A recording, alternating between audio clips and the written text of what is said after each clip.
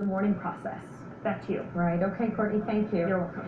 Hundreds of people have already left messages in an ever-growing memorial at Olive Square. That's where we find TV24's Christina Tenalia live with more, and there's just so many people showing up and giving support. Yeah, so this is an intersection here at Yonge and Finch that normally would be bustling with activity, but today that activity is a different kind of activity. It's in the form of this memorial. If I can step aside here for just a moment to show you how it has grown throughout the day. And for most of the day, you could hear nothing here at all. The rustling of flowers, the murmurs of the crowd, the sounds of silence, if there even is a sound of silence, if you can even describe it that way. But I want to mention that moments ago, a quartet showed up here. I see a violinist, a cello, and they're playing Hallelujah. And this was something that one group, We Love Willowdale, encouraged earlier today. What they did was they asked people to come here and play music. They wanted sounds of healing. You'll be able to hear a little bit of this now. I'm going to let you listen to it for just a moment. And then what you're going to hear from are two people. Helen Choi, who's organizing a vigil walk here at 6 o'clock tonight, and also Shirley, who yesterday witnessed just this massive tragedy. She saw bodies strewn on the sidewalk, and she returned here today. First, though, some violins.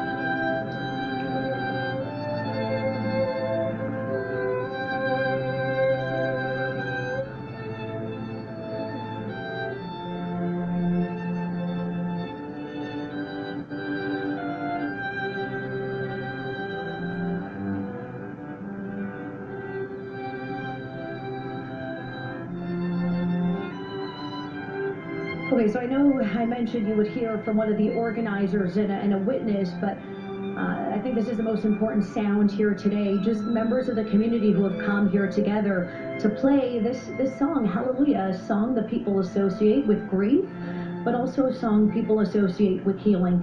And if I could make my way back here to our camera for just a moment, I want to see if I can leave you with a shot here of the sign that has dominated this area for the last day here, this message here. Someone continues to hold it. Really, it's been held for hours now. People take turns to hold it. It says #TorontoStrong. And what we have seen here, not only hundreds of people coming here with tears in their eyes and heavy hearts, hundreds of flowers, messages of condolence and candles, but we have seen the coming together of this community. And as Mayor Tory said earlier today, this community and this city is shaken, but it is not broken. I will send it back to you. Toronto, in response to Monday's deadly van attack, concrete barriers have been put outside of Union Station in the heart of the downtown core. The station, of course, a hub for trains and subways, and as many as 200,000 people pass through it every day. Barriers also added last night around the Air Canada Centre, where the Maple Leafs and Raptors play, and at the Rogers Centre, home of the Blue Jays. And before their game, the Blue Jays held a moment of silence to honor the victims. Yesterday, our city experienced a tragedy on Yonge Street.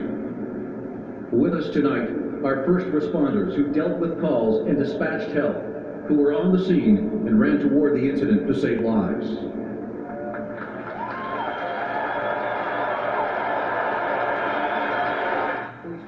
Manager John Gibbons saying all of the players were impacted, and he hopes baseball can help bring a sense of normalcy back to the city. Winnipeg police say they are mindful of Monday's attack as they ramp up security for street parties being held for Jets playoff games. CTV's Josh Travis more. A big truck parked in the middle of the street before the Winnipeg Jets whiteout street party, meant to keep vehicles away from people. I felt safe there. They had security there. It was good. It's a reminder that authorities here are trying to prevent an attack similar to the one Monday in Toronto, where the driver of a van ran over pedestrians walking on a busy sidewalk. Winnipeg police say there are 4 trucks in total, one at every entrance to stop someone from inadvertently or deliberately plowing into the crowd of more than 15,000 fans. We've been mindful of this type of threat, and that's why you've seen the large vehicles parked there. In light of the recent van attack in Toronto and similar events around the world, protecting pedestrians has become a key issue. Concrete barriers and planters protect people walking along certain sections of Portage Avenue, but experts say these features, mainly used in high-density areas, only go so far. It's never been designed with the intent of averting someone who's intent on harming pedestrians. It's designed with the intent of shielding pedestrians from normal traffic. University of Manitoba engineering professor Ahmed Shalabi says if these attacks keep happening, communities may have to take a closer look at ways of minimizing the threat. Canada's transport minister says it's a scenario that's difficult to protect against. You cannot in life protect people against everything. Our job is to try to do the best we can where we have some degree of control, and that's what we'll continue to do in Canada. Police say their presence at the street party will continue to grow with the crowds. People will see street closures to prevent vehicles from accessing the area. You'll see officers at various points leading into the area as a visible presence. Enough to put some fans at ease. You never know when something can happen, but you also can't live your life, in fear either. Josh Crabb, CTV News, Winnipeg. The Toronto incident has inspired an emotional drawing by political cartoonist Michael de Adder.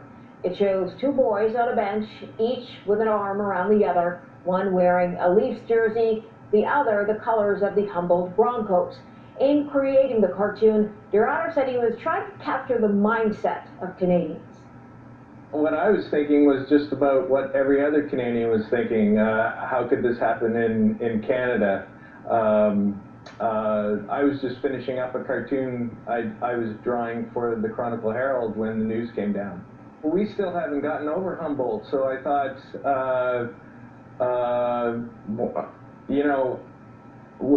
Canada's been smarting with these large incidents happening in our country, so it just seemed like a way of tying it all together. De Adder says he's thankful for the positive response he's received. Queen Elizabeth offering her condolences, saying, Prince Philip and I join all Canadians in expressing our sadness following the terrible tragedy that occurred in Toronto yesterday. We offer our deepest condolences to the families and friends of those who were lost, as well as our hopes for full recovery to all who were injured and affected by this incident. You are all in our thoughts and prayers. And as we head to a break, a look at that growing memorial near the scene of the attack. Crowds continue to gather along that stretch of Yonge Street to light candles, write messages, and leave flowers. A GoFundMe site has been set up to help cover the cost of funerals for the victims. More than $100,000 has already been raised.